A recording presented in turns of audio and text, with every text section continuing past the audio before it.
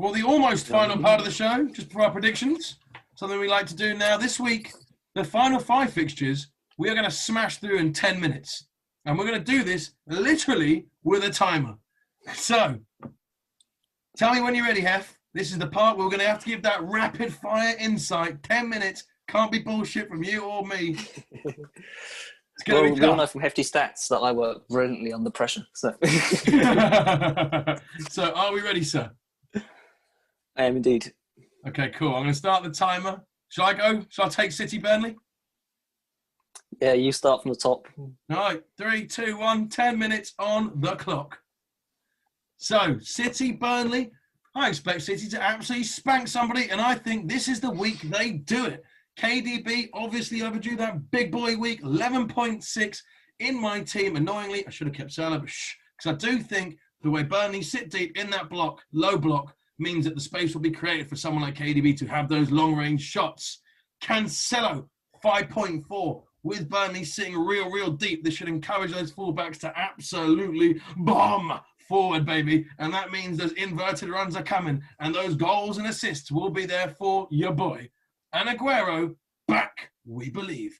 10.3 could be a huge differential. City, 24 shots against Spurs last week, didn't have that clinical finishing beast. Now they do. Burnley, I merely say good luck to you, lads. Glad you had a good week last time out. Not confident it's going to continue. So, good luck, Burnley. Please do the business for us. Hef, Palace, Newcastle. What have you got for us? Well, talking about good weeks last week, that definitely wasn't me because of Zaha, who is out injured, obviously. But you never know. I think Newcastle sitting deep, Palace probably doing the same. It's just going to be a defender's battle. This one's going to be boring as hell. I think I could see it being 0-0 all over. Looking for a bit of value. Scott Dan, 4.4. Been playing 90 minutes for the last 4 games, looking cheap. That'd be my pick for this. And I'd probably say, again, maybe go make a cup of tea during this game or something because it's going to be boring. Another boring one for you, West Brom, Sheffield United. I was going to say, that's the kind of game, the last one, where you can make your cup of tea during the game and watch the highlights at halftime and not miss anything.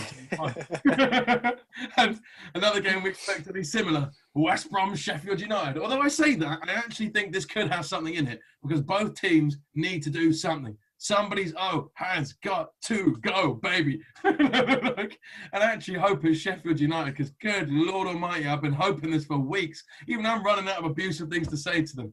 But Callum Robertson, Brian, what I will say, when you cursed him last time out, when he praised him last time out, he actually came back and cracked the woodwork with some pace last week. So he's warming up. I don't know if I'm going to give him any more beats this week to fire him up. But if you do, then he could be an option. However, 5.4, better value out there, people. Better value out there. But in terms of the game itself, I actually think this is a good one for Ryan Brewster. Genuinely, not just because he's in my team, but 4.5, I think his pace against the likes of Ivanovic's lack of pace could prove deadly in this game. So hold on to him for one more week. That's where I see the trouble coming from. On to the Hammers versus the Villains. West Ham v Villa. You know, big David Moyes, he's proven everyone wrong, isn't he? West Ham up to 8th, on for the hat-trick, you know, against a tough opposition though in Villa. Again, your man, Souček, you know, being the big man, could trouble Mings, get a few points in for him there. So maybe look for him to be the difference in this game. Grealish, you know, very creative. 4.9. Grealish, you know, very creative. If West Ham do sit deep, which they normally do against bigger sides, I wouldn't normally consider Aston Villa a bigger side, but, you know, they're playing well, so they may respect them. So I think Grealish, if he's given space, could also be dangerous. To partner Souček, Kufau, you know, best mates. I don't think they're best mates, but they are mates. Last week, he's done well, got another clean sheet. He's cheap, get him in. And also, a nice little tactical bit of knowledge, you know. I can slow it down a little bit. But switching to a 3-4-3, according to my sources and everybody else's sources, Hammers haven't lost a game. So, you know, if they play a 3-4-3 against Villa, the probability says they're going to win. Like that. I like that at all. But a tactical, juicy insight. And price-wise, Souček, 4.9. Grealish firing up there to 7.6 now. Shit. And Kufal, 4.5. But the value is still there in those lads. Unlike the Fulham boys, not sure there's any value in that. I see value in the Vardy party this week. Fulham did look better for sure, but fuck me, what is going on with those penalties, Brian? Oh my, I've never seen 3 penalties taken so badly, one after another after another. He fell over the ball. That's like, I honestly didn't think it'd get worse than Lookman's Panenka, but it somehow did. So, I imagine Scott Parker is murdering someone back there, but I digress. I think that's the only... That rage Parker had, you'd genuinely be scared if you're a player. You would be. I think you actually have the fear of Lord into you that you now need to perform this week coming and put some tackles in. Although Leicester are pretty, they're not gritty. So could see Fulham doing something in that respect. But I think they'll make it competitive, but I still think Leicester with the big win. And I think it's got to be Vardy at 10.3 at the moment. Has to be. The only other one I'd look at for Fulham, despite the shocking Panenka, has got to be Lookman.